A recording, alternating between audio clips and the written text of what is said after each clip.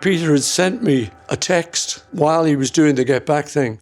We need sometimes to isolate voices out from the soundtrack because there might be a guitar playing in the background. And if we mix them in the final movie mix, we'll have to lift up that guitar if we're lifting up the voice.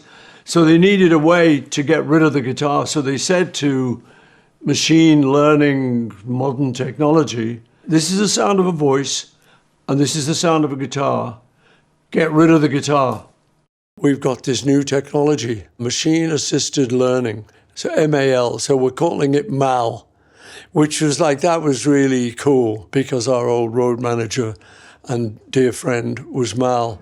It's an AI machine learning program which allows us to basically take any mono soundtrack and just split all the different components into separate tracks. So a one-track mono recording can suddenly become a 12-track.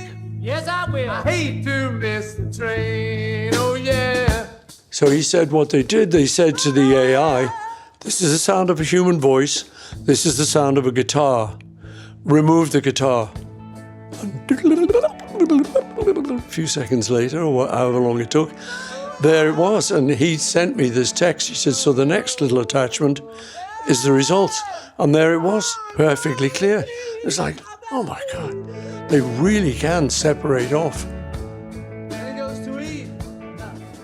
I got a phone call from Paul saying, is it possible to use your technology for another song that we were going to do for the anthology series, Free as a Bird, Real Love, and there was this third one, but we abandoned it because the quality of John's demo tape that the others were playing to wasn't good enough, and they couldn't separate John's piano playing from his vocal. And Paul said, look, would it be possible to take John's vocal and clean it up and get rid of everything else, because that would allow us to finish this Beatles song.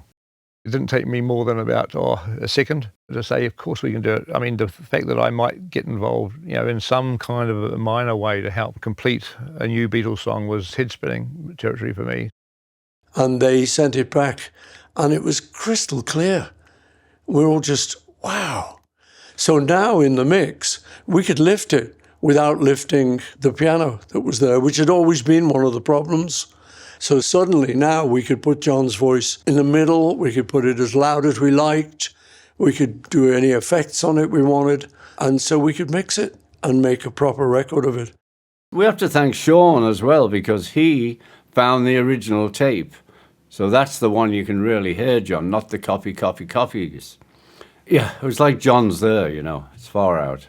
He's so clear now, it's him. Because on the original one we were working to, I couldn't tell if it was Paul or John singing half the time. But now it's John. If we must start again. Since Peter took John off, it's so moving now because it's John. And, still miss him, man. It was the closest we'll ever come to having him back in the room.